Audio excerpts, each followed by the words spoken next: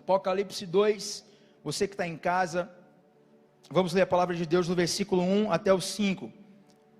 Ao anjo da igreja de Éfeso escreve: isto diz aquele que tem na mão direita as 7 estrelas, que anda no meio dos 7 candeeiros de ouro.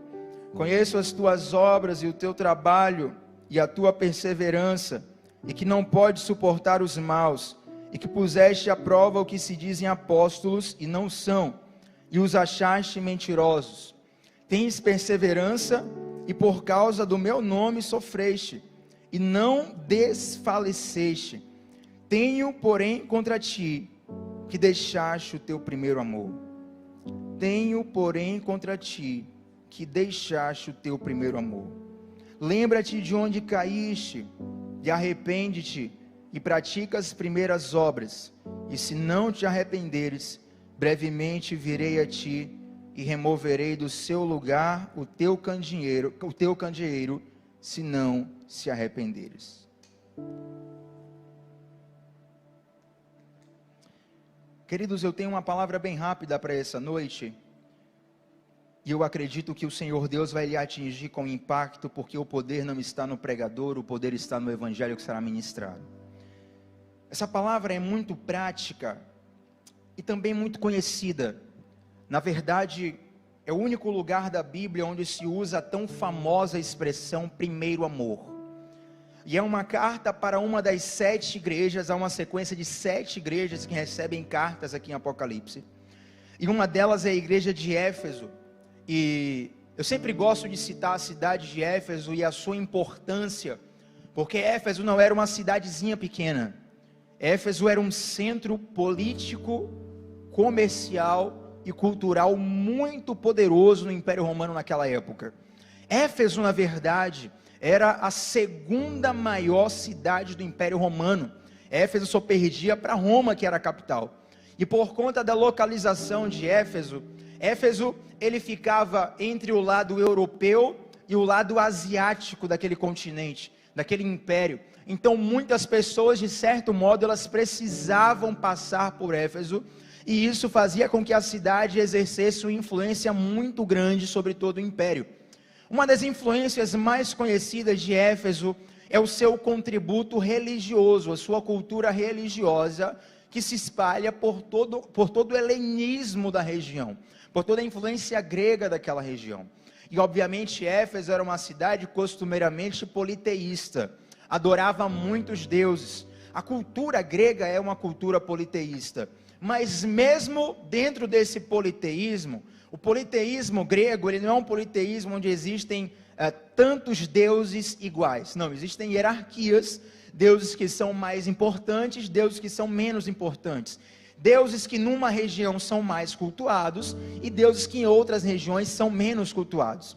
Por exemplo, em Éfeso, existiam 2 divindades muito cultuadas, que tinham uma influência muito grande sobre aquela cidade. Uma delas é o deus Dionísio, também conhecido na cultura romana como Deus Baco, o Deus do vinho. Eu me recordo de uma pregação recente que nós fizemos aqui nesse mesmo canal. Se não me engano, o título da pregação é Desperta tu que dormes, ou enchei-vos do Espírito, algo desse. Mas em Efésios 5, nós ministramos sobre aquele versículo em que o apóstolo Paulo diz: não vos embriagueis com vinho que há contenda, mas enchei-vos do Espírito. E há uma correlação no entendimento desse embriagar-se com o vinho, em relação justamente a Dionísio, que era um dos deuses mais proeminentes a serem cultuados lá no Éfeso, na cidade de Éfeso. E uma outra divindade bastante cultuada na cidade de Éfeso era a divindade chamada Diana. Diana é uma deusa, filha direta de Zeus, e Diana é uma deusa, filha de deuses. Ela não é semideus, não é, de acordo com a mitologia, filha de um deus com uma mulher, de um deus com um humano. Ela é filha de Deus e de uma deusa, então ela é uma deusa pura, e uma figura muito conhecida, e que exercia também uma influência espiritual sobre a cidade de Éfeso.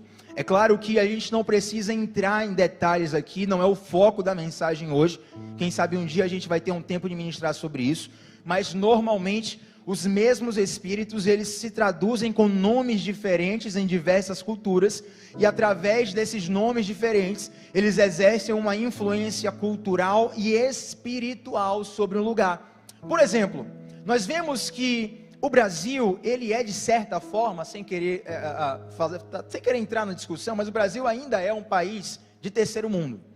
A nossa educação é deficitária, o nosso sistema de saneamento é deficitário, o nosso sistema econômico ele é muito instável, e existem diversos fatores que fazem com que o Brasil fique socialmente atrás de países de primeiro mundo. É muito mais fácil você achar alguém, um pobre que está muito necessitado no Brasil, do que um milionário que está muito abastado. Então, há no Brasil uma atuação de um espírito que a gente pode... Eu nem gosto muito dessa expressão, mas para cortar caminho aqui, um espírito de miséria que atua nas pessoas. E o espírito de miséria não diz respeito a você ter dinheiro no bolso ou não. O espírito de miséria, ele atua te gerando uma mentalidade miserável. Um dos efeitos dessa mentalidade miserável é o bloqueio da sua generosidade.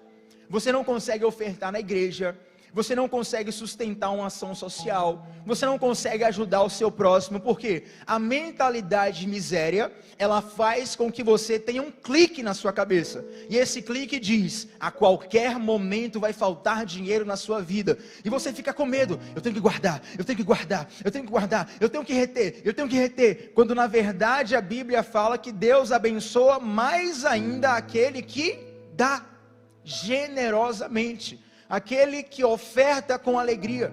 Mas, se você vou utilizar apenas como exemplo, não tome como um padrão, mas como exemplo, se você for para os Estados Unidos, que é um dos países mais ricos do mundo, com diversos avanços de desenvolvimento social e econômico, lá, muitos missionários cristãos dizem, olha, a nossa guerra aqui é diferente, porque aqui as pessoas cultuam a riqueza.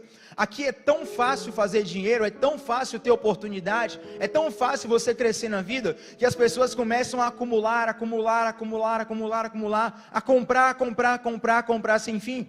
Tem muitos brasileiros que vão para os Estados Unidos e fazem assim, eu vou trabalhar sem parar durante 2, 3, 4, 5 anos, e depois vou pegar todo esse dinheiro, volto para o Brasil e construo minha vida. Mas nesses 5, 10, 15 anos que ele passa trabalhando sem parar, ele compromete sua alimentação, ele compromete o seu sono, ele compromete a sua saúde, e depois ele tem que pegar todo aquele dinheiro que ele juntou para gastar, para tentar sobreviver num hospital caro. Então, de um modo, a falta de dinheiro escraviza pessoas num país de terceiro mundo, o excesso de dinheiro também escraviza pessoas num país de primeiro mundo. Porque, queridos, o objetivo do inimigo não é fazer você rico ou pobre, ele não está nem aí para isso. O objetivo dele é te distanciar de Deus, independente da estratégia que ele venha usar. Então, em cada cultura, há uma ação espiritual que também é cultural, de espíritos malignos, que cooperam para aumentar a distância das pessoas de Deus e aproximá-las do pecado, deixá-las aprisionadas cada vez mais em sistemas de mentalidade caídos. E uma figura conhecida de Éfeso, como nós já citamos, é Diana.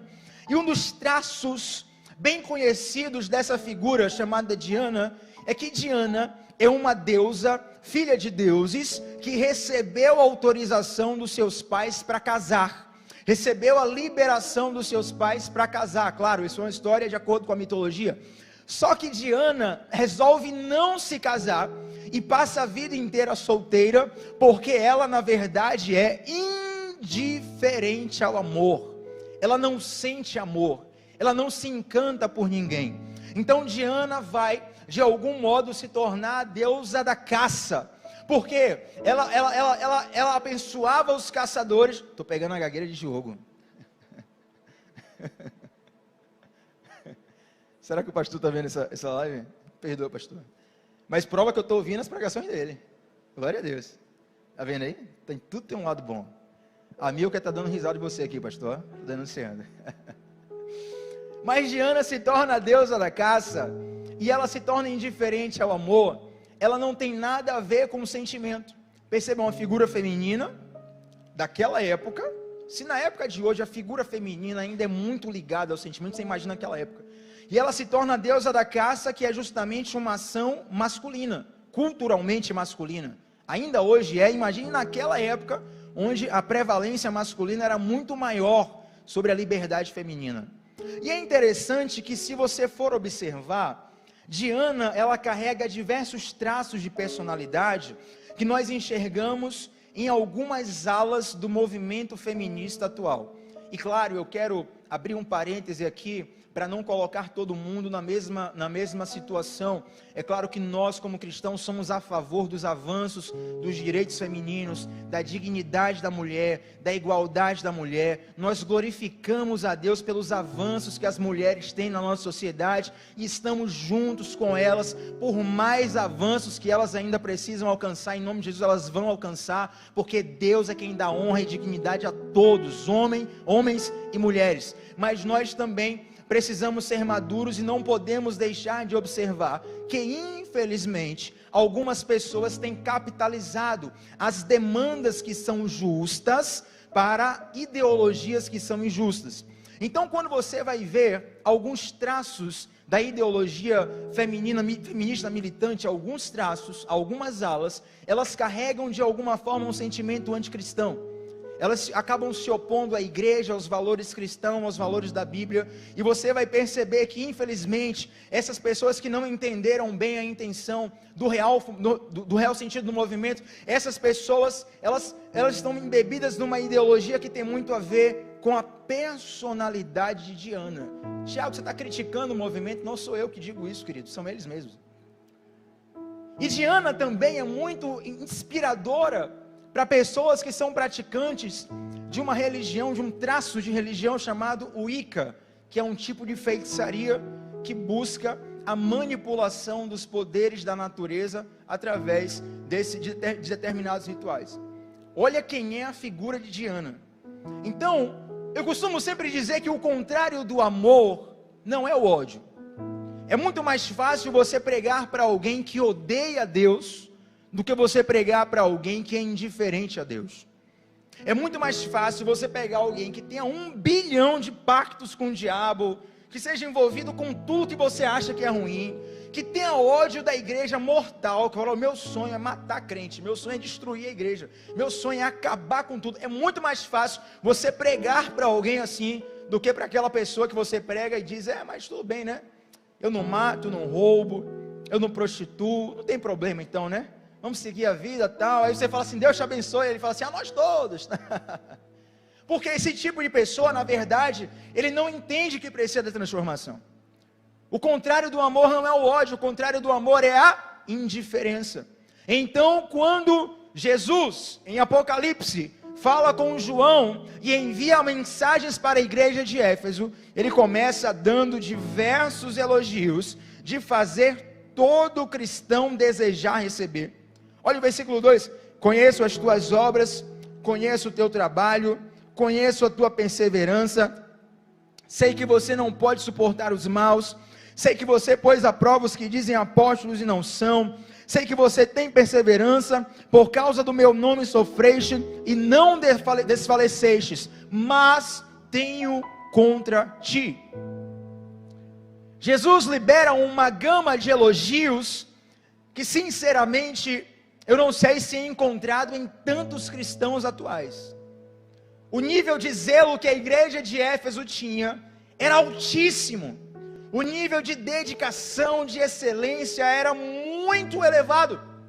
Mas essa igreja havia abandonado o primeiro amor. E esse é justamente o motivo de exortação que Jesus traz para essa igreja. Porque, queridos, essa igreja que estava na cidade de Éfeso, ela estava justamente influenciada por aquela mentalidade cultural reinante naquele lugar. E essa igreja de Éfeso fazia tudo perfeito, mas já não fazia para Deus. Essa igreja tinha a melhor câmera, tinha o melhor canal do YouTube, tinha o melhor microfone, o melhor áudio. Essa igreja tinha as melhores redes sociais, tinha a tenda mais bonita, mas aquilo que ela fazia já não era para Deus. E é curioso que Diana se torna a deusa da caça. Então os caçadores, quando iam caçar, eles ofereciam oferendas a Diana, para que Diana abençoasse-os com caça. E por coincidência, e aqui eu deixo para você pensar, nós olhamos para o caçador mais antigo da iniquidade, na antiguidade, e o nome dele é Nimrod. Talvez esse nome não seja conhecido para você, mas Nimrod é o fundador da Torre de Babel, e o fundador do que você conhece na história bíblica como Babilônia, que não é só uma cidade, mas também uma representação de um sistema de escravidão do pecado, de um sistema de escravidão anticristão.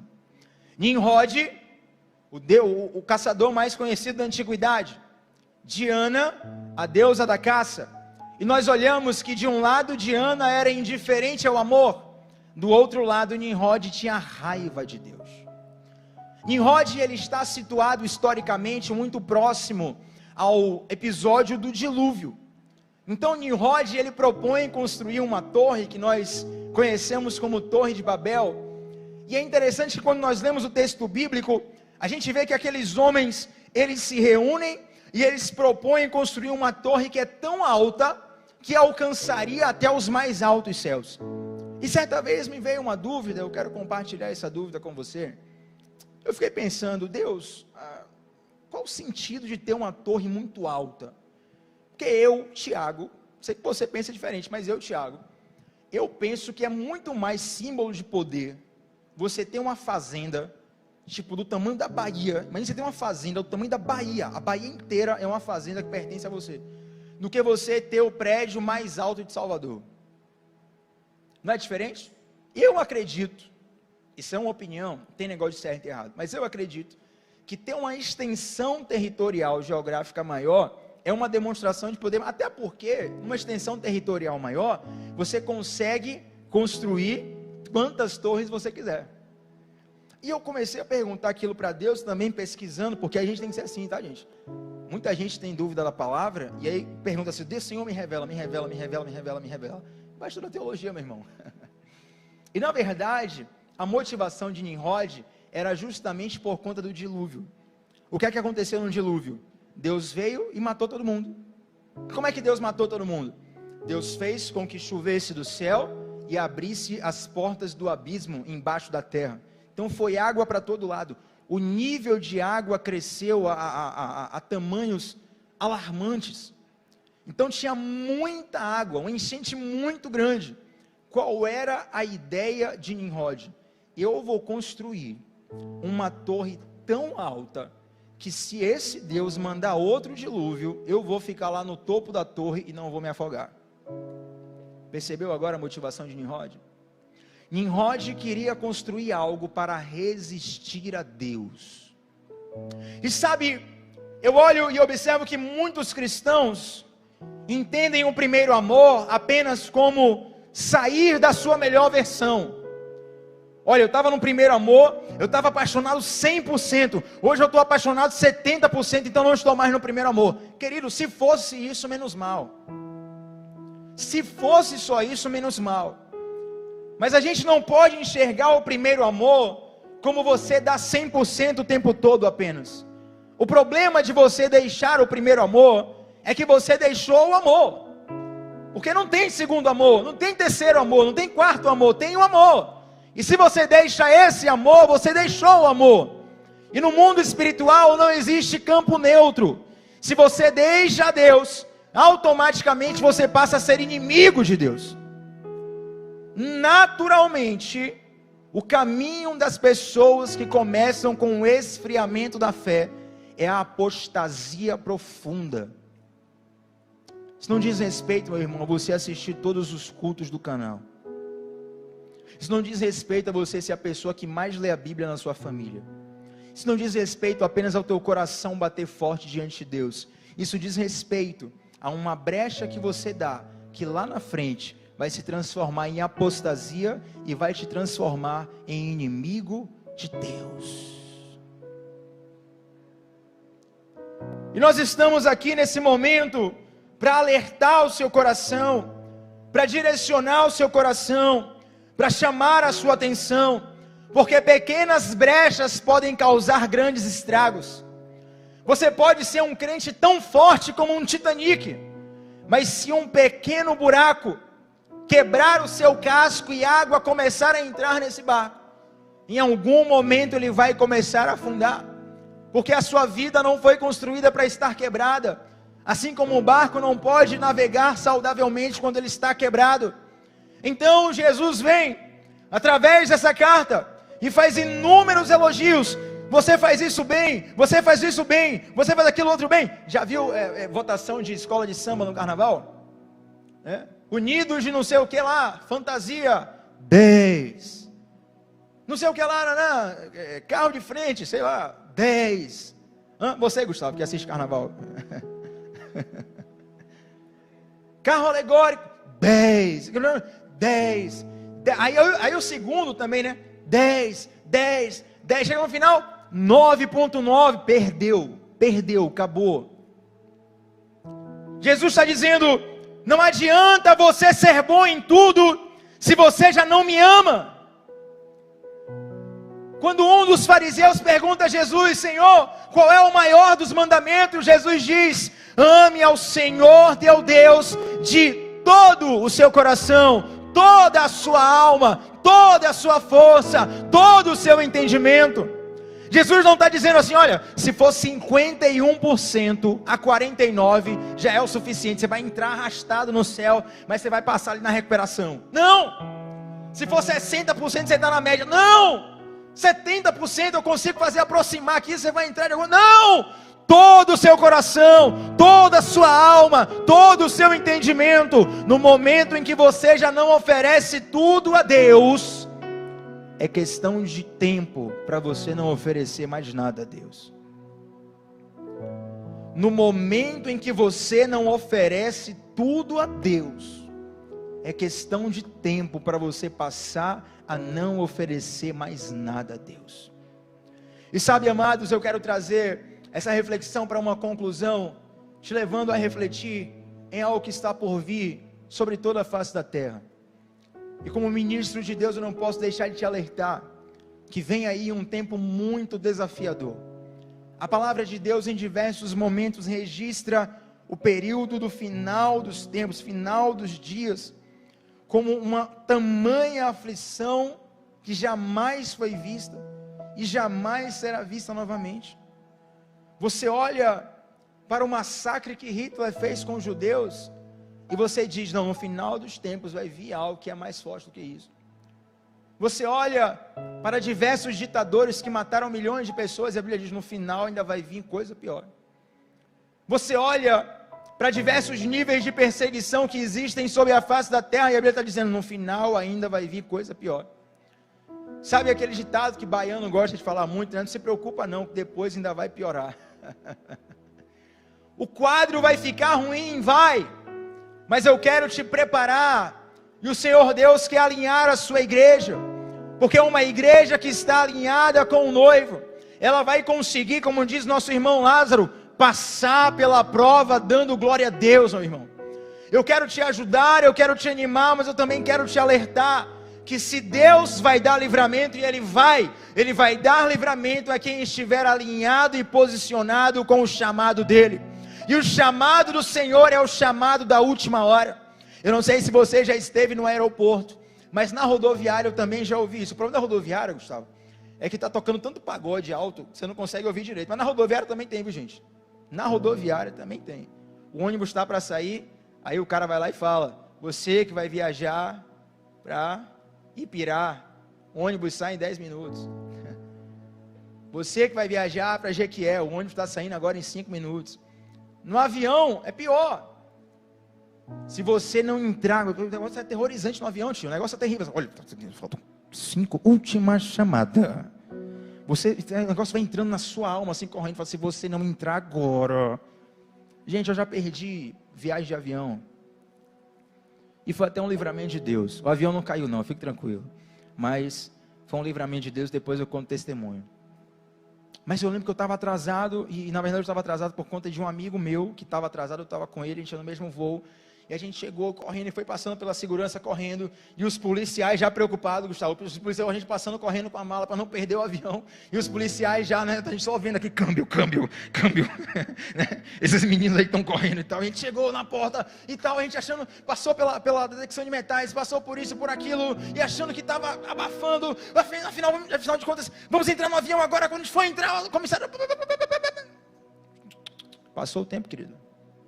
Mas está aberta a porta. Não, passou o tempo. Mas a gente vai perder a viagem. Passou o tempo.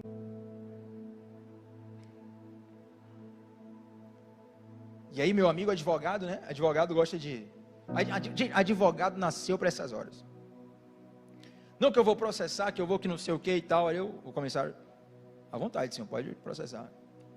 Não, vou tirar foto, a porta aqui está aberta. Pode tirar foto, senhor. Você pode se direcionar lá ao guichê e tal. Não tem problema nenhum. Não vai sair do bolso dele mesmo, né? Não tem problema nenhum, senhor. Perdeu, acabou, já foi. E naquele momento eu pude sentir a gravidade de que eu tinha uma passagem, eu sabia o horário, mas eu não me ajustei para poder embarcar naquela viagem. Jesus está voltando, você sabe disso, você sabe do chamado de Deus, mas você também precisa se ajustar a um estilo de vida que vai te alinhar com a palavra de Deus. Você precisa começar a rever no seu coração aquilo que tem roubado a sua paixão por Deus, aquilo que tem roubado as suas lágrimas por Deus. Antigamente você chorava em oração, hoje você só chora em seriados de Netflix. Antigamente você passava tempo em oração, hoje você só passa tempo em rede social. Antigamente você bastava entrar pela porta da igreja e você já sentia a presença de Deus muito forte naquele lugar. Hoje em dia todo mundo sente a presença de Deus, só você que não. Você já não é mais como antes, já não há mais aquele brilho no olhar, já não há mais aquele fogo no seu coração. E Jesus não vem aqui para te dar um atestado de morte, Jesus vem aqui para te alertar e dizer: ainda é tempo de voltar para o primeiro amor.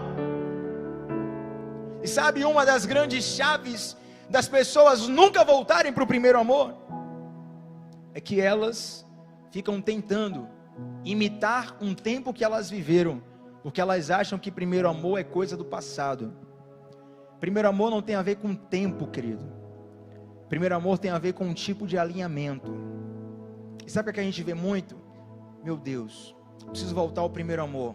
Então vou pegar aquelas músicas que eu ouvia, porque aquelas músicas que me faziam chorar. Eu vou começar a ouvir fulano, porque é fulano que me fazia me emocionar. Eu vou começar a ouvir tal pregação, porque com tal pregação eu me arrepio. Querido, não tem a ver com estereótipo. Tome isso, porque muitas vezes você idolatra um estereótipo. Você acha que se eu ouvir tal música, eu vou me emocionar, vou chorar e a presença de Deus vem. Se eu cantar de tal jeito, se eu orar marchando assim, ou falando as palavras assim, a presença de Deus vai vir. Se eu vestir tal roupa, Deus vai gostar de mim. Se eu fizer isso, aquilo outro, como se a presença de Deus fosse uma receita de bolo. Mas Deus está dizendo, Deus está dando a dica aqui, exatamente em Apocalipse capítulo 2, versículo 5, porque o nosso Deus, Ele é pedagógico, Ele diz o que você tem que fazer, e Ele diz como fazer, e Ele aí vai e fala assim: você precisa voltar aonde você caiu e se arrependa. Você não precisa de uma estratégia nova, você precisa da simplicidade de chegar diante de Deus e dizer: Senhor, eu estou errado mesmo, eu falhei mesmo, o meu método não deu mesmo, tentei de tudo, fiz curso de tudo, inteligência de tudo, sabedoria, malandragem de tudo, minha vida só foi por água abaixo. Ganhei dinheiro, não adiantou. Casei, não adiantou. Comprei carro, não adiantou. Nenhum coach me ajudou. Por quê, querido? Jesus não é um caminho, Jesus é o caminho. Aleluia. E é um caminho que é estreito, mas é simples. Jesus, Ele não está pedindo para você apresentar suas metas alcançadas. Jesus está pedindo para você apresentar a miséria do seu coração. Jesus não está numa reunião de negócios com você, onde você precisa apresentar um projeto bonito para ser aprovado, para Jesus ser seu sócio, não. Jesus tão somente precisa que você reconheça: Senhor, eu caí aqui, aqui e aqui. E você não precisa ter a resposta, sabe por quê? Porque Jesus é a própria resposta. Porque quando você pega as suas misérias e coloca nas mãos de Jesus, Ele sabe o que fazer exatamente para te restaurar. A igreja de Éfeso, querido, tinha todas as metas para apresentar. Igreja boa nisso, boa naquilo outro, boa naquilo outro, boa naquilo outro. E Jesus está dizendo assim: eu não quero suas metas, eu quero o seu amor. Há quanto tempo o seu coração não queima por Jesus? Eu oro por uma igreja incendiada nos últimos tempos. Eu quero chamar aqui o Ministério de Louvor. Eu oro por uma igreja incendiada nos últimos dias. E Jesus traz um alerta, porque, gente, o amor de Jesus, Ele não vem para nos iludir. O pai que ama, Ele sabe a hora certa e o jeito certo de ser duro, de ser firme com o filho. Porque muitas vezes é a firmeza, é a dureza que vai guardar o filho. Eu lembro, por exemplo, de quando eu era pequeno, e criança gosta de, por exemplo, andar e ficar passando mão em grade, né? Criança anda pelos portões e pelos muros e vai passando a mão assim. E aí minha mãe, eu lembro de uma direção que minha mãe me deu certa vez, nunca esqueci isso aí. Falou: filho, cuidado ao passar a mão na grade, que pode ter um cachorro e morder sua mão. E realmente, se você vacilar, você está passando a mão na grade, daqui a pouco o cachorro vai lá, te morde, você pode perder uma mão para o resto da vida, pode perder um braço, pode se machucar. Então naquele momento ela estava mostrando as consequências, não como uma ameaça. Ela não estava me ameaçando, ela estava me alertando. E Jesus diz: se você não se arrepender, eu virei a ti e removerei o teu candeeiro. Candeeiro é o lugar que queima, querido. É onde o fogo é levantado. Isso aqui não é uma ameaça de Jesus. Isso aqui é o Jesus te alinhando para o fato de que, se não houver um verdadeiro arrependimento, você pode ter uma voz bonita, você pode ter diploma teológico, você pode viver 50 anos numa igreja, você pode falar bem, você pode ter resultados na nossa sociedade. Eu vou mais longe agora: se você não se arrepender, você pode ser um bom marido, boa esposa, você pode ser um bom filho, um bom pai, você pode ser um bom empregado, um bom patrão, você pode ser ótimo em tudo, mas se você não reconhece que está precisando se arrepender, é questão de um passo para você sair do primeiro amor e ser encontrado na mais completa apostasia. Sabe, queridos, ninguém cai no abismo de vez. Toda vez que você vê alguém que teve uma queda notável, pode ter certeza que aquela pessoa já estava caindo há muito tempo. Ela já estava com as forças dela sendo vencidas há muito tempo. E sabe o que é que provoca essas grandes quedas? É que essa pessoa não pediu ajuda. Tem uma frase muito conhecida e nós vamos orar agora. Essa frase diz: é melhor que você confesse a sua tentação do que você confesse o seu pecado.